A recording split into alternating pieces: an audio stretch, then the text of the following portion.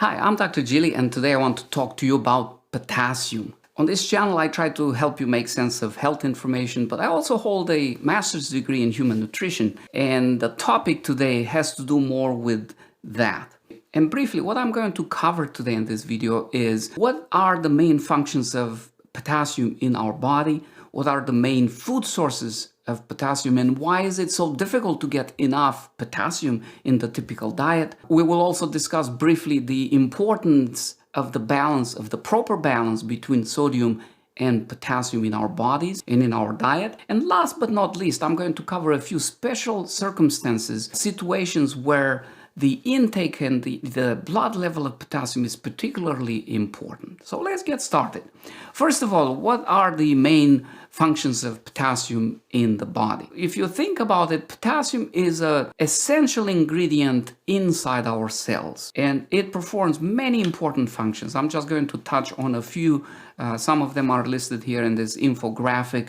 It's involved in the fluid balance together with sodium and other things, to keep the right amount of water, of fluid, inside cells, outside cells, in the bloodstream, and so forth. Secondly, it's an essential ingredient for muscle function, both the body muscles, but also very importantly for our heart. We cannot stay alive for much at all if the blood potassium level drops significantly. We would feel extremely tired, lethargic, but our heart would cease and stop fairly quickly if the potassium drops precipitously. The same is true about the nervous function.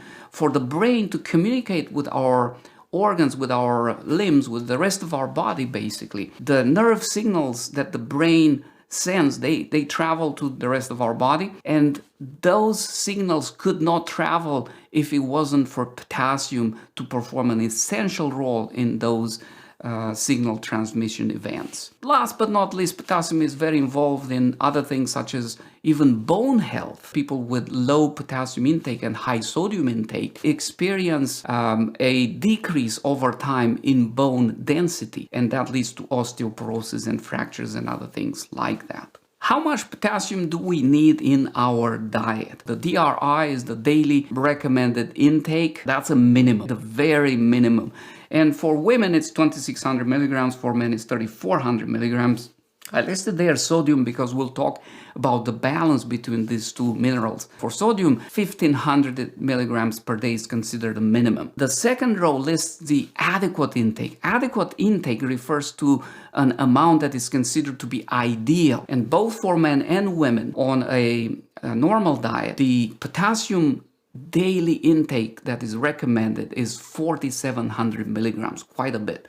And you see the sodium is 2,300 milligrams, so a little bit less than half of that. Further on down on this table, I listed for you a few items, first from plant foods and then from animal foods, for comparison, because there is an important difference between these two categories of foods when it comes to potassium and sodium. And you see here about 10 or 11 items, whole wheat bread and oatmeal, soy milk, and so forth, that are fairly generous in the amount of potassium they have, anywhere between 150 to 300 or sometimes more.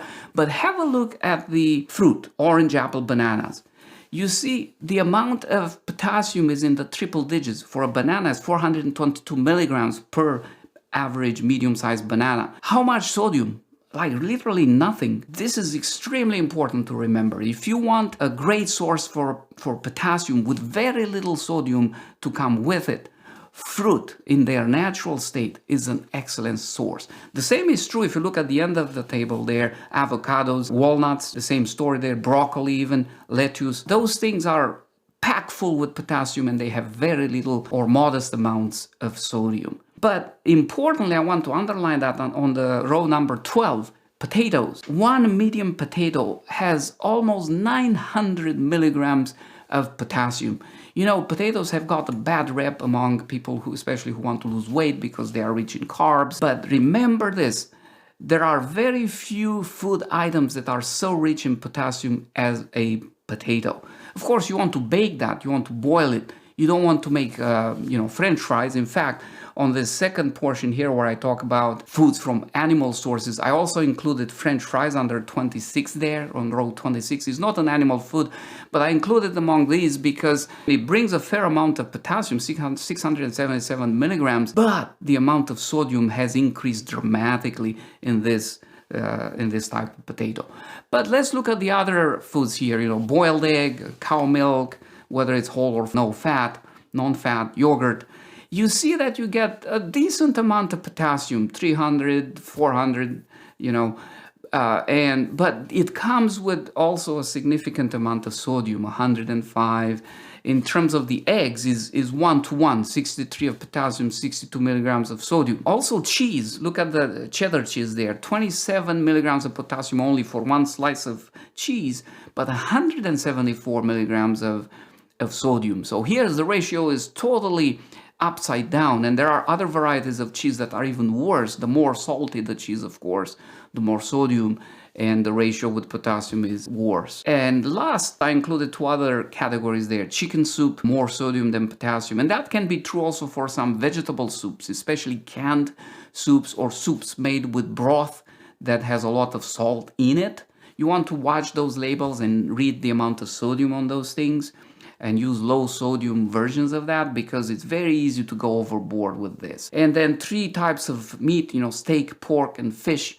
All of them have a decent amount of potassium and less sodium, interestingly. And that is simply a reflection of the fact that I mentioned earlier, and that is in animal tissues, just like in human tissue, potassium is the predominant mineral, and sodium should be at lower levels.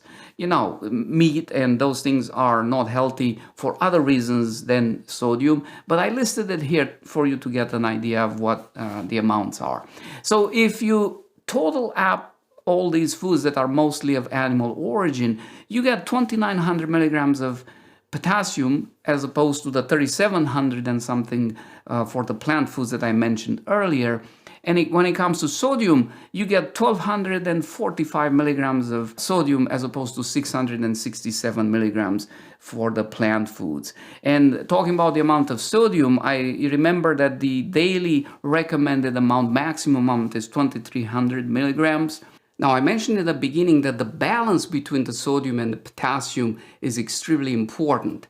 And I'm just going to give you one reason for that. There are studies that have been done multiple times in the past, but some of the most striking findings in those studies are that if you compare people that have the highest intake of sodium compared with the potassium with the people of the other extreme, you see a doubling of the risk of death.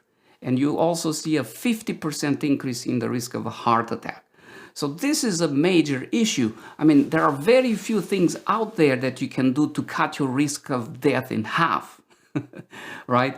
And this is one that is accessible, and you can plan for it, and you can do it. Most people can do it. I want to discuss briefly a few special circumstances. First of all, there are special disease conditions, vomiting, diarrhea, where we lose in a short amount of time a lot of fluid, and with that a lot of electrolytes, including potassium. And when that happens, we can experience a profound sense of fatigue, lethargy, but as I mentioned, I think before, we can also experience cardiac arrhythmias, and sometimes those can be fatal. So it's very important in those settings to make sure that you eat foods rich in potassium. Bananas come to mind, and they are usually well tolerated, and that you also drink rehydration liquids that have not just water in them, but also potassium. Likewise, sometimes people go on very low calorie diets, less than 500 calories a day, or fasting, trying to lose weight. And while there are certain benefits for fasting and for losing weight for sure, we need to be cognizant of the fact that when we decrease the caloric intake drastically or even fast, there is no potassium coming in. So especially as the body adjusts to that, it's very important to take a potassium supplement. And related to this, there are some types of diets that are very popular these days, and those are low-carb diets. People eat lots of meat and eggs and dairy, and they avoid or limit drastically the amount of carbs, of plant foods, to avoid the carbohydrate. And while they work to lose weight because they are boring and they induce an artificial early satiety reflex, they bring a fair amount of sodium and not enough potassium. If you have the wrong balance between sodium and potassium, yes, on the short term you may be losing weight, but on the long term you're doubling your risk of dying. Is that what you want to do? Of course not. So when you contemplate going on a weight loss diet, I want you to understand that these options are not like the varieties of detergent or toothpaste that you see at the store and you can choose, pick and choose whichever looks better or smells better or costs less. These weight loss diets are not made the same. There are good ones and there are terrible ones. Another special circumstance has to do with people who take water pills or laxatives or other medications that induce water loss. Those people have to take potassium supplements. They have to stay in contact with their healthcare provider and follow their recommendations for that. Last but importantly, also very importantly here, I want to mention certain eating disorders, anorexia or bulimia, where people sometimes eat a lot and then they induce vomiting and they exercise almost to exhaustion trying to keep the weight from going up or to induce weight loss. Those are particularly dangerous through this mechanism of dropping the potassium level in a short period of time to dangerous levels.